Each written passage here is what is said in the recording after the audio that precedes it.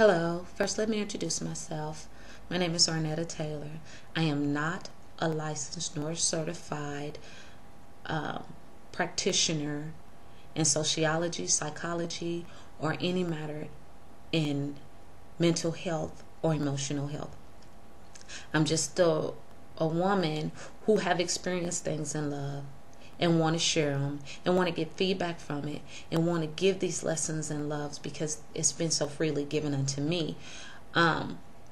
First and foremost, the first thing I want to talk about is the foundation of love in the natural aspect, not in the spiritual realm, not as far as it goes with the Bible or spiritual, because we know that the foundation of love is God. He is God. He is love. He has created us in love. He is the epitome of love. He is love affirmed. He is all that love can be and all that we can think of in love. I want to put that out there first. But what I want to talk about first is one thing that is important in lives of people who are growing up and going through relationships in love, and that is the foundational love that comes from a parent. Now, we think that it's automatic that when parents bring into this world a child, that there's an automatic love that is geared toward that child because that child is a gift. And that is a great thing, and it's beautiful, and that is true in some cases, but not in all. There are some cases where the foundation of love is rocky, where I call this type of love that I'm getting ready to speak on mirror image afflictions. Now, when I call this particular love mirror image afflictions, it is exactly how it sounds, an affliction in love. That is when a parent has a child, and because they have deep-rooted issues from their past, from their childhood, issues within themselves, insecurities within themselves, when they see that child that is born of them, they don't see that child as an individual. They see that child as an image of them, as a reflection of them. And because they have so many deep-rooted issues in them, they begin to set a foundation and love that is really shaky in this child's life. Now, in this mirror image affliction, they say to this child constantly that they love them because they do indeed love this child. But because they do not have the emotional wholeness or the mental or the spiritual wholeness within themselves, they cannot divide themselves from their child. So they take in every way that they can, and they beat themselves up through this child. I speak a little bit personally on this because I've become to understand this as being something in my life. And it's not that the parent does not love the child. I'm not saying that the parent is doing this because the parent does not love the child, but it's because the parent does not know true love within themselves. And when they look at this child, they look at the fears that they have for themselves, the doubt that they have for themselves, the lack that they have in themselves, and they push it off on the child, and everything that they want to do to themselves, they do to this child. And because they are saying in one ear that I love you to this child, but on the other hand, they are abusing this child with words, with emotion, physically. They're abusing this child. This child becomes foundationally warped in love. And this becomes something that becomes a pattern in their life, that this child can become, whether it's male or female, emotionally unequipped to be able to establish true love relationships, because the first foundational love relationship that they had was warped. It was crooked, because the parent couldn't see past themselves, or even the mirror image affliction can come that the parent sees the child as the other parent, because they have a rot relationship with the father or the mother. When they see the child, they only always see the other parent. And they treat that child in the manner as if this child is the other parent. And they say to this child constantly, I love you. But they do to this child everything that's contradictory to love. And this child begin to have a warped foundation because it only knows love. This child only knows love as it is being said. And this child gets used to broken promises. This child get used to people saying things that they don't mean. So they set their lives up in love to have broken relationships, to deal with things because he said it. He said he loved me, regardless of whether or not he's abusing me, he's cheating on me, he's disrespecting me, he's doing all these things. But he said he loved me, and this is the type of love that I've come to learn as a foundation with me, with my parents. Because my mama said she loved me, yet she beat me, and she would tell me that she wished I was never born, or she would tell me that she don't expect anything to come of me, but she say she loved me. Or she would hit me with shoes, or she would beat me, or she would do things, but she tells me she loves me. So we get our foundation of love is warped. It's really warped, that we don't understand that love is the action. It's the sacrifice. It's the things that people take from themselves to give to you, not take out of themselves to put on you.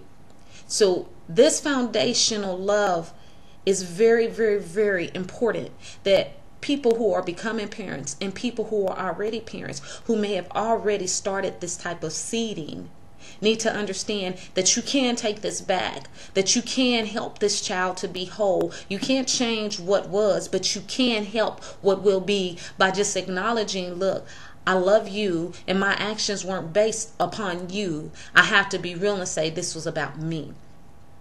Now I'm getting real passionate and deep in this because this is something that needs to be said. We have to get to the mirror image afflictions in love and know that it's a problem in society, not just with women, but also with men, because men become emotionally imbalanced, emotionally unequipped to give themselves properly in relationships because they do not know a love foundation that is solid, that the root that has been put in them is not strong, it's not firm, it's not affirmed, and the fruit that comes from it is questionable.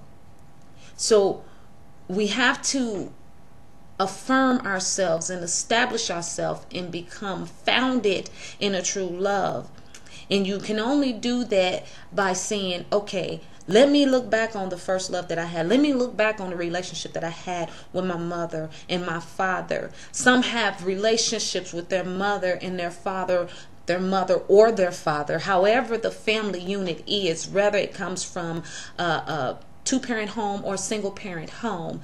When they come from a home that's full of love, that all they can say is, I remember my daddy going off to work, and I remember my daddy spending time doing this. I remember my mama never took a vacation. I remember that my mama not only said that she loved me, but I knew that my mama loved me, even if she never said a word. Because there have been families and children that say, my father never said that he loved me, but I always knew that he loved me by the things that he did. And on the flip side, you would have families say, my mama always said that she loved me, or my daddy always said that he loved me, but I could never tell by their actions that they loved me. We are giving a warped foundation in love. Love is not simply what you say. Love is an action. Love is what you do. Love roots and it grows up and it produces fruit. So what you put into your child when they come into the world is what the world gets from your child once they are in it. So setting this is the root to this conversation of lessons in love. This is the root to it. It may seem all over the place, but I'm passionate about love, and I'm passionate about really putting out the realness about it. And these are just topics that I want to touch on. The first topic that I want to touch on, and I hope that others want to come in too, because it's not just my experience. This is other experiences that have experienced this mirror image affliction in love. And they also experience mirror image affection. And that's where a parent looks at a child and they see themselves, and because they understand themselves and they have a self-love and a self-appreciation of themselves, they look at that child and there's so much admiration for that child and there's so much love and they adore that child and they put everything out on their child. You have to think about the reflection that you're showing to your child. You have to think about the image that you're putting before them in love, because there are always mirror image afflictions or mirror image affections. And we have to think about these things when we begin to move in our lives in love. This is the first love relationship that your child learns and that they know. And it grows up into them into adulthood.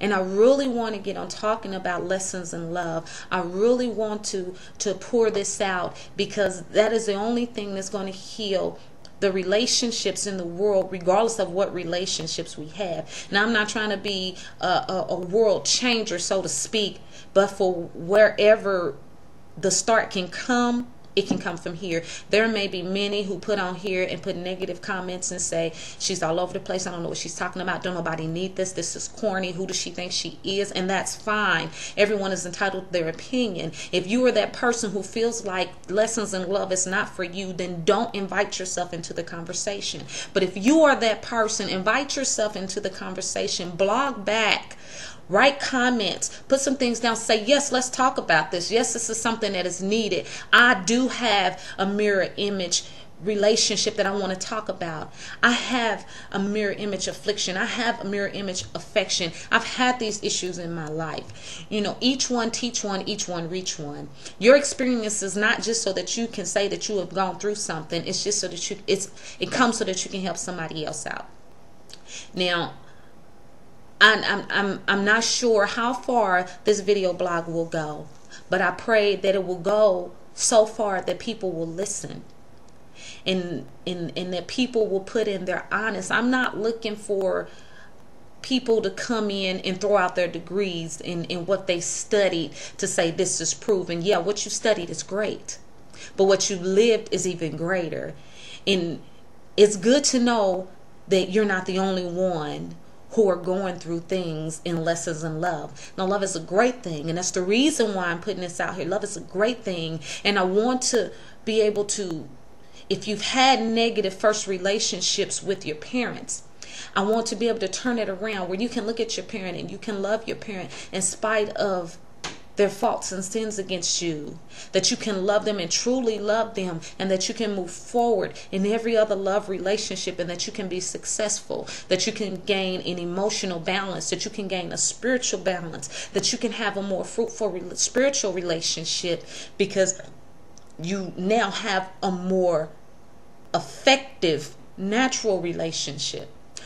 So I'm praying that people who just happen to stumble upon this titled Lessons in Love say, okay, this is what we need. Leave me a comment and say, this is what we need, and we'll keep going forward with this. I feel like the first thing that we definitely need to hit is foundational love, mirror image loves, reflective loves, that we need to know where this comes from. Whether we have mirror image afflictions or mirror image affections, we need to know, how did you come about in love? How did this happen to you? What are you going through in love? How can we help each other? How can we be a community helping each other in love to grow in love? These are lessons in love, and my name is Arnetta Taylor, and I pray that you come along with me and that you share with me. If I'm corny to you, that's fine. But if I'm a blessing to you, that's even greater, because you're a blessing to me. So I pray that you will come along with me, and I don't care who you are, where you come from, or what language you speak, we'll learn to speak the same language, because love is a universal language. Everyone speaks it. So let's talk about lessons in love. Let's get to the root of why we have imbalances and rocky foundations in love. Let's tear down the walls. Let's break the enemy up. Let's defend ourselves again. Let's build up walls against him that he can't break through, so that we can be strong and a stronger people regardless of where we come from or what religion you are, just a stronger people in love. And then we can have greater relationships, and we can have greater friendships, and greater communication on our jobs, and in greater bonds with people. So let's have lessons in love. Let's talk about lessons in love, and let's hit this first thing. And I'm on a way to see what type of responses I get and what type of comments I get. In the meanwhile, I'm going to be meditating with the Lord, studying with the Lord, and writing out some of my own testimonies, so that when I'm on here, I'm not nervous, and I'm not unstable, and that I know what I'm speaking about and what I want to say, and I'm not all over the place. I want to go straight forward with this. I want for people to know love, just as I want to know love.